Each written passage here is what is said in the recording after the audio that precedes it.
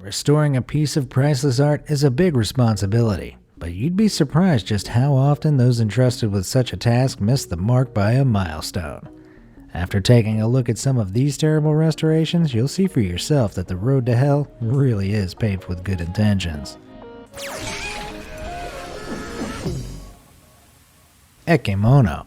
Let's kick things off with what has literally been dubbed the worst restoration of all time. A mother of all mistakes so bad that it burned through the internet like viral wildfire, leaving a trail of memes, cosplays, and even tattoos in its wake. I'm of course talking about Ekemono, which literally translates as "Behold the Monkey." How did a centuries-old mural of Jesus end up looking like a sack of muddy spuds in a tunic, you ask? Well, the year was 2012, and the fresco painting, originally done by Elias Garcia Martinez, had remained on the wall of a cathedral in the small Spanish town of Borja since the 19th century. Old artwork is delicate, and as the church walls were moist, the paintwork had started to flake, leaving Jesus looking rather patchy. A local 81-year-old woman named Cecilia Jimenez feared that the face of Christ would soon disappear forever, so she decided to do something about it. Jimenez claims to have touched up parts of the painting in the past, so the parishioner agreed to let her reach for the paintbrushes once more.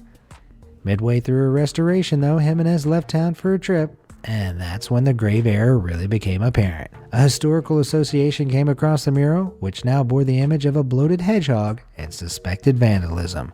Before and after shots were posted online, and by the time Jimenez returned, she had no choice but to confess that things had got out of hand. You think? There's a twist in the tale though, because Jimenez's well-intended botch job actually ended up benefiting the town more than the original ever had. Between August and December that year, nearly 46,000 people visited the sanctuary. As things really got rolling with a slew of merchandise, exhibitions, and even a spin-off comic opera in the pipeline, it was reported that the Monkey Christ was now bringing more than enough tourism money to fund Borja's care home for the elderly. In fact, the original artist was barely known, and his fresco was neither valuable nor historically significant. What's more, Jimenez continued to defend her efforts by simply declaring that they didn't let me finish. Who knows, if she hadn't left town, the restored painting may have been a masterpiece. Although I somehow doubt it. Poor St. George.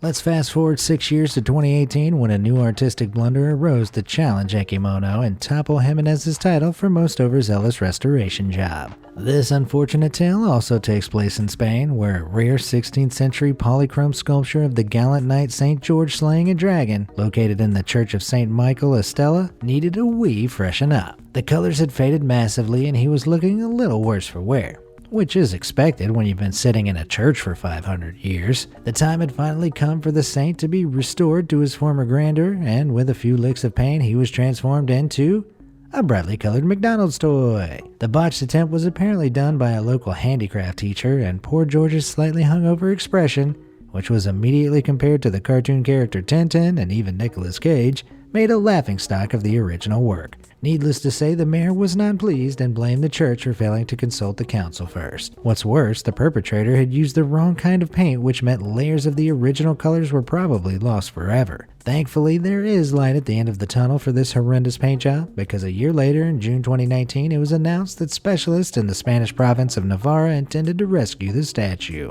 Using x-rays and extensive research, expert restorers stripped back the garish layers and began unrestoring the statue to the tune of $34,000. Whoopsie. Spanish statues. A few months after the bungled St. George statue gained global notoriety, another case of ancient artwork falling prey to a well-meaning amateur emerged again.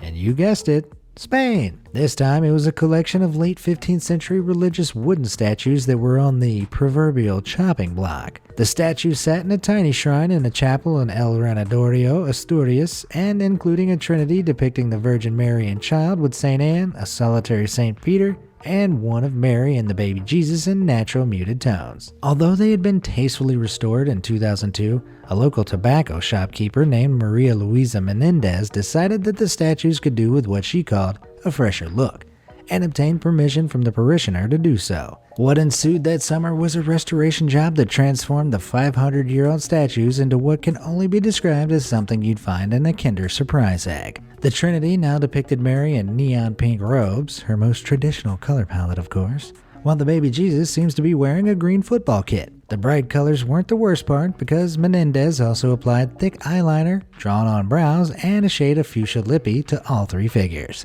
Meanwhile, the statue of Mary with child hadn't fared much better. Besides the thick lather of makeup and clashing color schemes, the Holy Virgin had inexplicably been given neon green hair. The original restorer, Luis Suarez Saro, didn't know whether to laugh or cry after seeing what had taken place, especially because Menendez had used industrial enamel paint. All Menendez had to say for herself was that, "I'm not a professional painter." Can't argue with that. Effeminate San Antonio. Botched restoration jobs aren't unique to Spain. In September 2018, a Colombian church suffered a similar case of misinformed makeover when parishioners in Soledad decided it was time for a wooden statue of San Antonio de Padua to get a long overdue touch-up. The statue was carved in the 17th century and had been badly damaged over time, so they commissioned an artist to restore it. But what they got was far more than they bargained for. Thanks to the artist's not-so-careful brushstrokes, poor Antonio now looked like he'd gone wild on the bargain bin items at Claire's Accessories. The statue literally looked like it had followed a contouring tutorial on YouTube.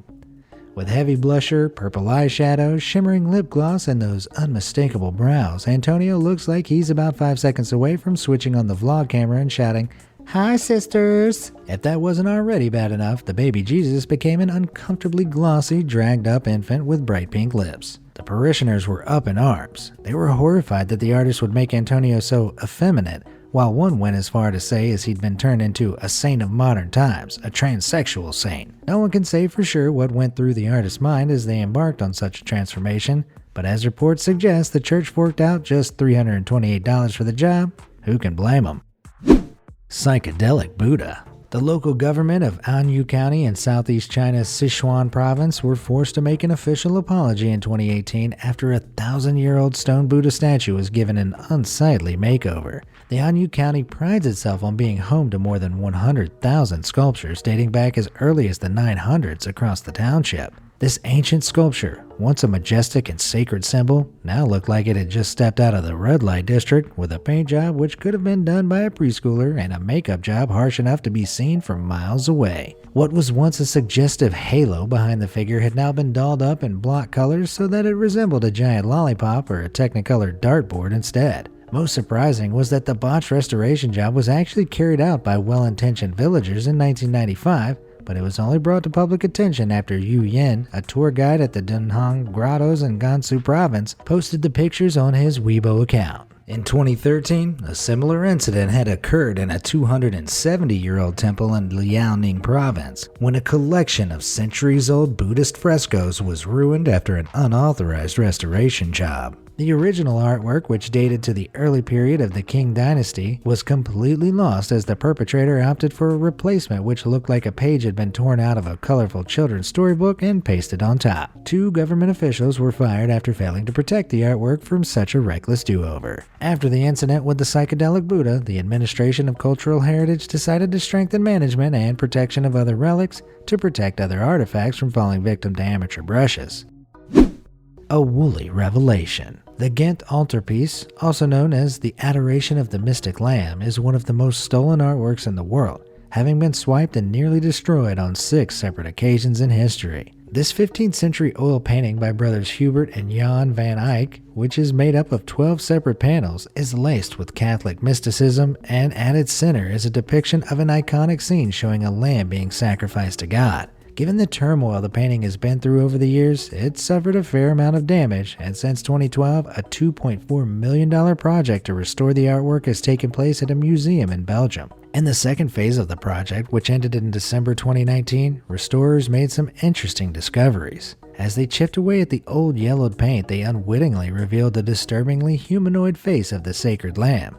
This haunted lamb instantly shook the Twitter sphere, with people divided over the sudden discovery that the wizened and enigmatic lamb they were used to seeing was a mere guise for what is so clearly a human trapped in a lamb's body. In fact, its over-enhanced pout looks eerily like what Kylie Jenner might look like if she was transformed into a sheep by some sort of hex. According to experts, it wasn't uncommon for middle-aged painters to depict animals with forward-pointing eyes and squished features. Just check out these cursed medieval cats. What's so amusing about the Ghent altarpiece restoration is that at some point someone decided that the lamb was so utterly terrifying that they just went ahead and painted over it. In the original artwork, you can even see its weird alien-like ears pointing out from beneath the paint. The jury is still out on whether the restorers made the correct decision by unveiling this monstrosity to the world, but it seems like it's here to stay.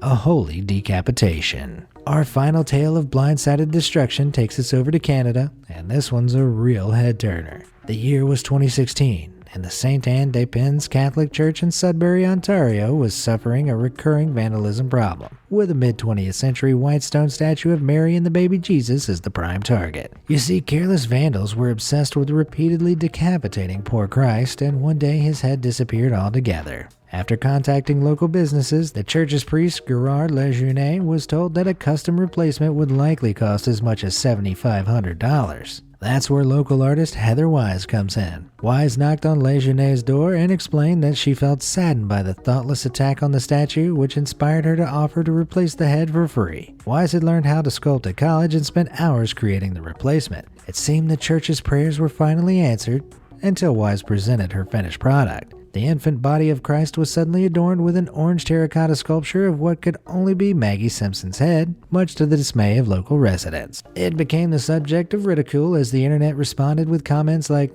"No wonder Mary has her eyes closed," while Gerard Lejeune himself expressed his disbelief. An entire Instagram page dedicated to Canada's Ecce Homo was even created. Meanwhile, Wise claimed that the head was only temporary while she learned to create a stone replacement. Within days of the replacement being installed, as its features started to erode in rainy weather, a local woman returned the original head to the church. The town breathed a collective sigh of relief as the orange head was removed, but Wise had one final request: that she got to keep it. Her reason? "This is my most famous piece of art." Taking matters into her own hands may have worked out for Miss Jimenez, but 9 times out of 10 these amateur restorationists, no matter how well intentioned, end up doing more bad than good. If there's one takeaway from all this, it's that you should definitely consult an expert before deciding to take a stab at something you're seriously unqualified for. Which of these terrible restoration jobs do you think is truly the worst? Let me know in the comments below, and thanks for watching.